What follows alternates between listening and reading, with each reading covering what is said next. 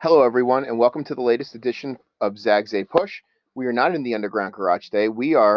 Um, we are doing a little bit different approach today. We're going to be using the screencastify method. So I hope you enjoy this. I hope you get a lot out of it. So get your pen, pencil. We're going to go along with this PowerPoint.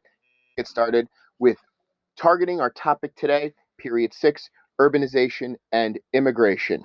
So let's get started. So urbanization, what we're going to start to see is that urbanization and industry came together in and about the same time. Okay, so what we're going to see is cities are going to provide laborers for the factories and the markets for the goods that they're going to be selling. So all these consumer goods. So you're going to see the growth of cities. You're going to start to see that cities, industry, and immigration are all happening simultaneously as America is changing into this more Hamiltonian society that we're seeing. And we're seeing the rise of cities. We're seeing the fostering of this urbanization. And it's all going to be fueled by technological advancements.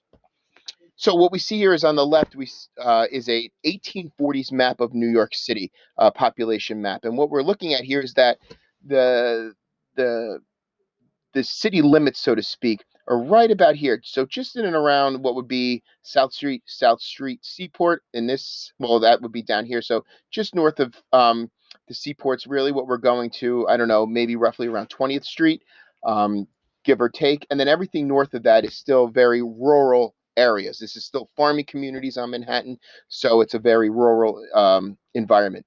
Whereas this map of Manhattan at the turn of the 20th century, we see it much more densely populated, going all the way up through Manhattan and then also the surrounding boroughs. And even by this time period, you're going to see Brooklyn become incorporated into New York City. So, what was city life like?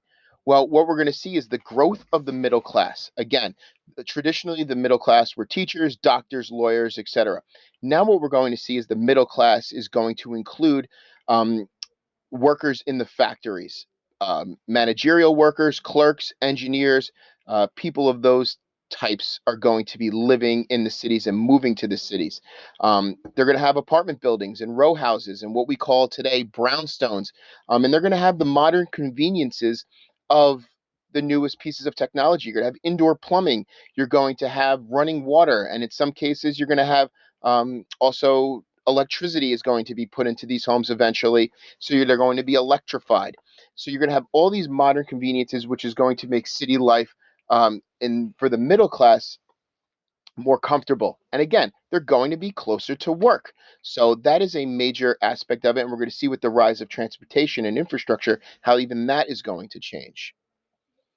So on the other half, you're also going to see the working poor. So the middle class and the upper class, the upper class, you have to think about like that Vanderbilt mansion where you had a 1,200 capacity ballroom, and then the middle class living in the brownstones. And then what you're going to see is the working poor and how the other half lives, so to speak, which is done by muckraker Jacob Reese, excuse me, using the new flash photography to his advantage of exposing these deplorable living conditions in the tenement housing. A lot of the tenement housing is on the Lower East Side of Manhattan, and what you're going to see is a lot of these tenements were once middle and upper class apartment buildings that are then going to be once the upper classes leave the cities as a result of better transportation and streetcars and rails, that landlords are going to take these buildings and then divide them up into one room apartments that are going to be opened up, and a lot of immigrants are going to move into these um, apartment buildings with just absolutely. There's no running water. There's no sewage. There's no bathrooms. There is maybe a privy in the basement, but just absolutely rancid uh, conditions that would just foster and spread diseases in and around it, and the sickness, and just a very poor standard of living. And Jacob Reese, using that flash photography, is going to expose this, and you're going to see reforms of the tenement housing crisis that we're going to see here now, but you're going to see reforms especially during the progressive era. So, but overall, the quality of life is going to improve as a result of the reforms that we're going to see by Jacob Riis. You're going to see movement in transportation. You're going to see streetcars. You're going to see rails, subways starting to develop, and this is all going to be electrified. So it's going to be a much more cleaner, a much more quieter, and a much more efficient way to travel. This is also going to be coupled with the building of, let's take New York City as our case study here, the Brooklyn Bridge, which is going to be completed in 1883 as the largest suspension bridge up until that time period, which is going to allow people to migrate out of the cities. And what we're going to see is why they're migrating out of the cities. It's going to, again, um, lead to more of a suburban lifestyle, so to speak. And Brooklyn is actually your first suburb where people may now not live within a block or 2 blocks or walking distance of their work, but they could live on the outskirts of town or the outskirts of a city and then commute in. So you're starting to see what we would consider suburbanization during this time period. You're also going to see developments in the police departments. Um, Teddy Roosevelt is one of your earlier commissioners of the NYPD, New York City Police Department, and he's going to be one of the first commissioners that are going to issue sidearms to police officers for their protection.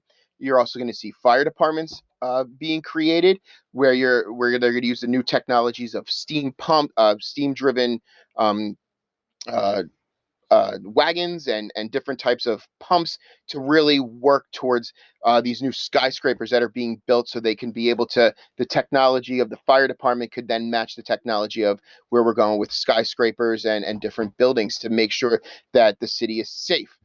You're also going to see the growth of sanitation as a result of Jacob Riis, How the Other Half Lives, where you're going to have sanitation crews, and not only are you having human waste that is being thrown out into the streets, but you also have animal waste, being that horse-driven carriage and horses are the main means of transportation during this time period.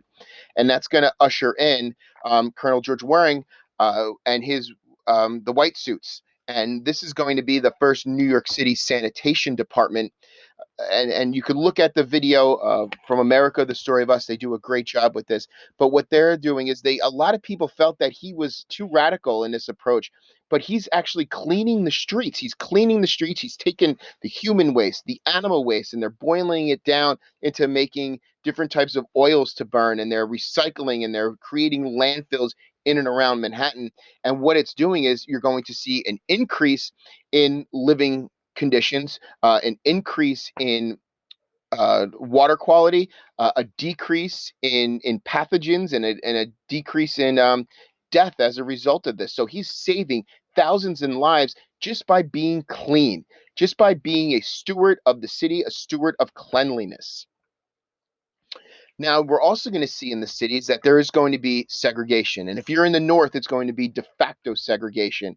And again, even during the progressive era, we see that African Americans were largely left out of these reform movement, and that's going to be no different in the cities. This de facto segregation, where it's segregation based on tradition, whereas in the South you have Jim Crow laws and de jure segregation, which is basically by law. But African Americans are going to be discriminated against in the city. There's going to be higher rents paid, and they endured poorer living conditions and facilities than white inhabitants of the city. Now, that's living. So what we're seeing is the cities are starting to grow into what we would consider a modern day city, with infrastructure, working towards cleanliness, working towards really protecting the people that are living there. Well, who is living in the cities? You're going to see a massive increase in immigration during this time period. Most notably, new immigrants are going to be coming in. So these immigrants between the 1890s and 1920, just after World War I, are mostly from Southern and Eastern Europe, whereas the old immigrants, so to speak, were from the British Isles, Germany, and Scandinavia. So now these new wave of immigrants that are coming for a variety of push-pull factors are going to be a lot of Italians, Slavic people, Jewish people, and a lot of Greeks. So a lot of Mediterranean area are going to be coming in here, and you're going to see a large segment of the urban population is going to be of these various immigrant groups, and they're going to seek jobs. Okay, like that is one major pull factor, bringing immigrants into the into the American narrative is seeking these public jobs or seeking jobs in general.